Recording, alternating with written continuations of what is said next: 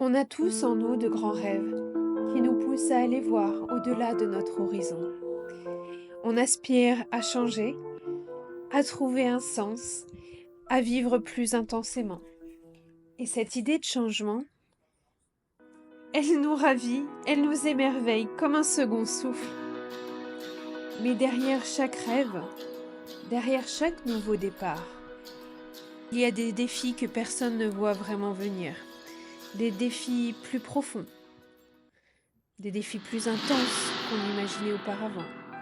Car si le changement peut être exaltant, il peut aussi vous pousser dans un plus grand retranchement. Et c'est là, dans ces moments de vulnérabilité et de défi, que se cache la véritable transformation. Alors, êtes-vous prêts pour ce voyage ? Bonjour à tous, je suis Elvire, coach en transition de vie et en expatriation. Durant les 20 dernières années, j'ai déjà réinventé ma vie à 4 reprises, en Irlande, aux États-Unis, en Guadeloupe et depuis peu au Brésil.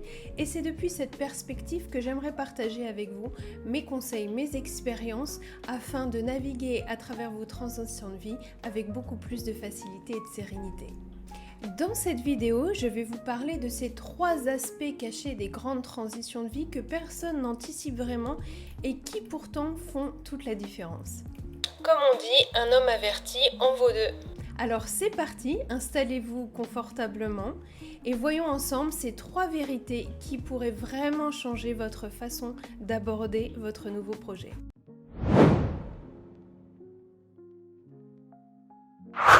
Alors le tout premier point que je voulais aborder avec vous et qui me paraît fondamental, ce serait de parler de la crise identitaire. Alors qu'est-ce que j'entends par crise identitaire ? C'est-à-dire qu'une transition de vie ne se résume pas uniquement à un déménagement ou une nouvelle carrière ou à une expatriation. Mais elle va toucher profondément à qui vous êtes. Alors ça peut sembler un peu cliché développement personnel, mais la majorité des personnes oublient que les plus grands changements se vivent souvent de l'intérieur. Je vous explique tout ça. Lorsque vous changez de cadre de vie, que ce soit professionnel ou personnel, votre identité peut être facilement bousculée. Vous avez peut-être passé des années à construire une version de vous-même qui correspondait à une ancienne réalité.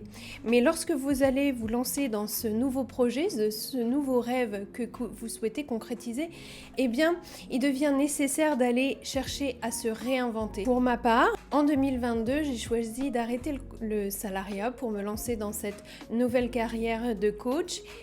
Alors effectivement, je m'étais préparée, j'ai fait toutes les formations, je suis quelqu'un qui est plutôt audacieuse, qui aime prendre des risques. Étant commerciale pendant 8 ans, j'ai déjà un peu la fibre business, cette facilité à communiquer, cette facilité à vendre. Et pourtant, au moment où j'ai lancé mon entreprise, ça a été la galère totale. La galère totale, pourquoi ? Me montrer sur les réseaux sociaux, assumer mon image, apprendre à parler à la caméra. D'ailleurs, là je vous parle, mais en amont, c'est un gros travail personnel qui a été fait depuis plus d'1 an pour arriver à faire cet exercice.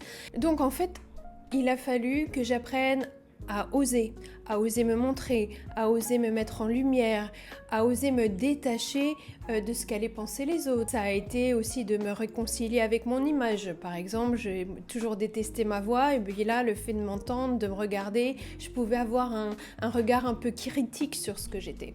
Donc tout cela pour vous expliquer que, ok, j'étais à moitié prête de lancer ce projet puisqu'il a fallu que je réajuste toute une partie de mon mindset, toute une partie de ma personnalité, développer certaines aptitudes auxquelles jusqu'à présent je n'avais pas été confrontée. Je pense que lorsqu'on prévoit de faire un virement à 160 degrés, à faire un grand changement dans sa vie, il est important de prendre un temps d'introspection et de faire vraiment preuve d'honnêteté envers soi-même, de s'auto-analyser et d'être au clair avec qui vous êtes, quelles sont vos capacités actuelles, quelles sont vos aptitudes, et d'évaluer le gap, le fossé qu'il va falloir traverser pour devenir la personne qui est en mesure de réaliser ce projet qui vous tient à cœur. Prenez comme référence quelqu'un qui a réussi dans le projet que vous souhaitez entreprendre. Ça peut être un entrepreneur, ça peut être un expatrié si vous avez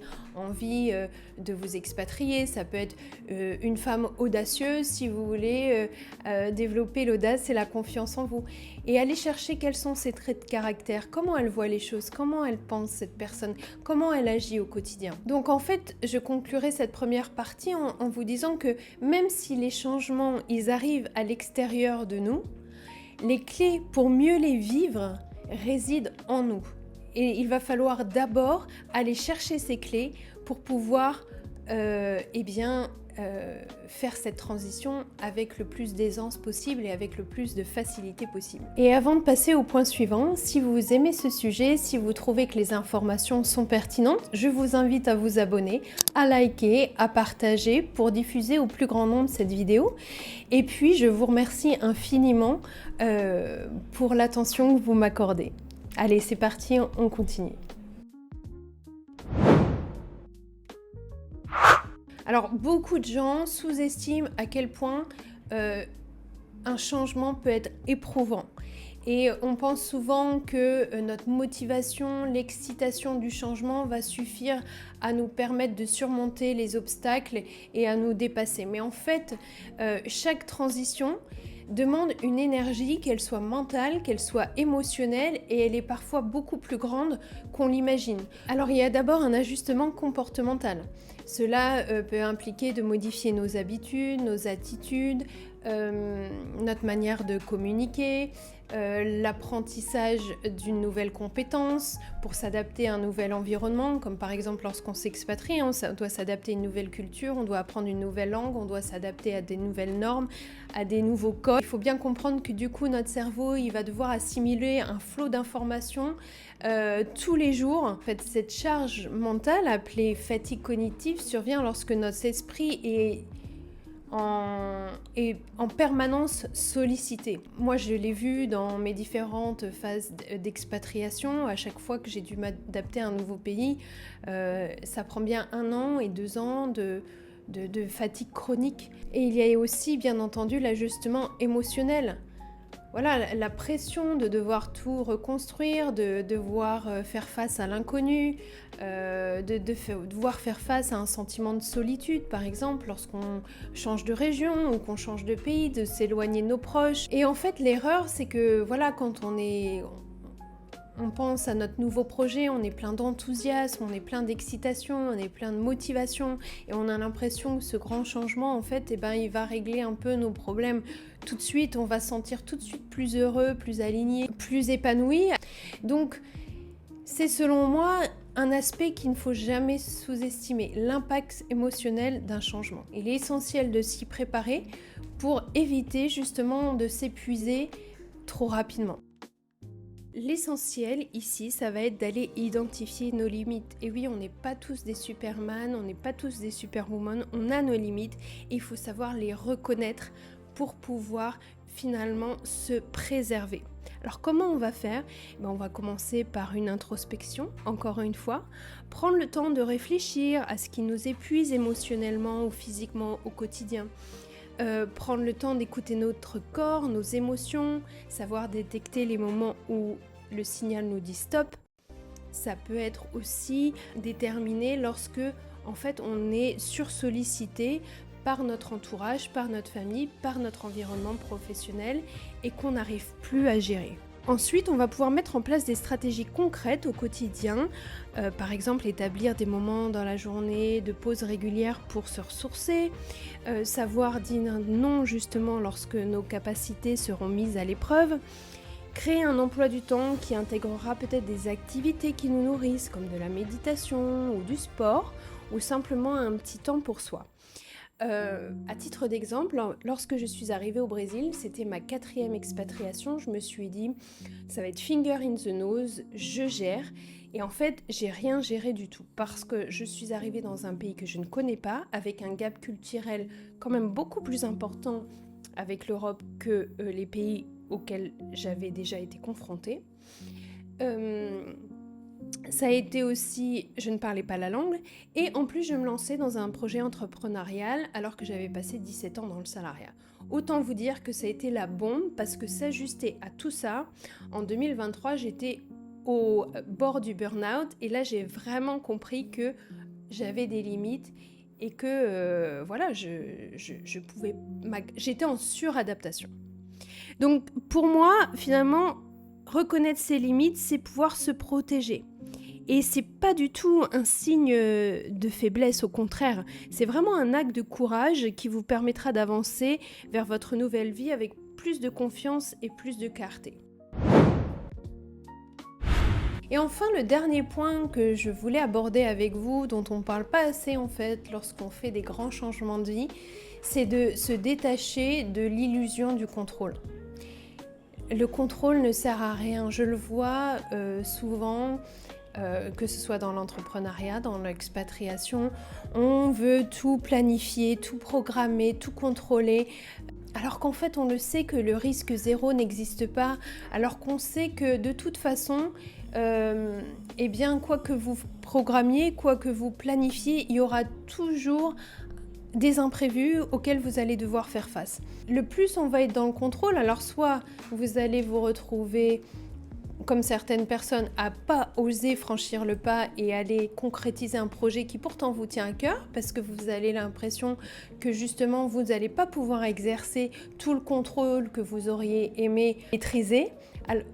Ou alors vous allez y aller, mais ça va être le capharnaüm complet parce que vous allez tellement avoir ce besoin de contrôler que justement, alors là, le coût émotionnel, il va être puissance 10. Et je comprends que c'est dans notre nature, on a besoin de se rassurer, donc on aime planifier. C'est un besoin intrinsèque qu'on a tous de vouloir maîtriser les aspects de notre vie, notre carrière, notre avenir, nos relations. Pourtant, si vous voulez le vivre le mieux possible, il va falloir se préparer à cette idée que les imprévus surgiront inévitablement et qu'il est essentiel d'accepter de lâcher prise. Il est essentiel d'accepter que certaines choses dépassent notre contrôle. Moi, je dis toujours aux gens qui veulent s'expatrier, alors ils vont tout programmer, tout planifier, il n'y a pas une faille dans leur dossier, mais ils ne travaillent pas sur leur capacité personnelle de résilience, de flexibilité, de lâcher prise.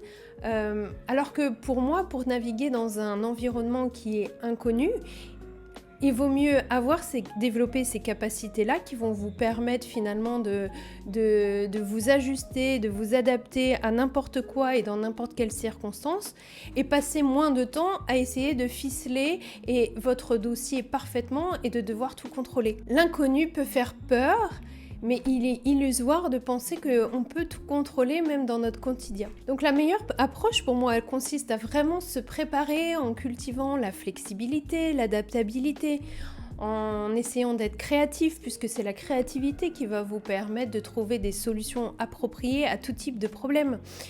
Ça va être de se détacher d'attentes trop rigides, d'apprendre à vous faire confiance, d'apprendre à aller avec le flot de la vie et faire confiance à la vie. Que ok, quoi qu'il arrive, il y aura toujours une solution. Quoi qu'il arrive, ok, j'ai confiance en moi et dans ma capacité à dépasser ce problème. Donc, et dès qu'on arrive à accéder à ce lâcher prise, on ouvre la porte vers déjà de nouvelles opportunités, mais on ouvre la porte à une sérénité retrouvée, on ouvre la porte à une plus grande fluidité et donc aussi l'opportunité de réaliser tout simplement nos rêves. Le changement est une opportunité extraordinaire pour se réinventer. Alors qui allez-vous choisir d'être ?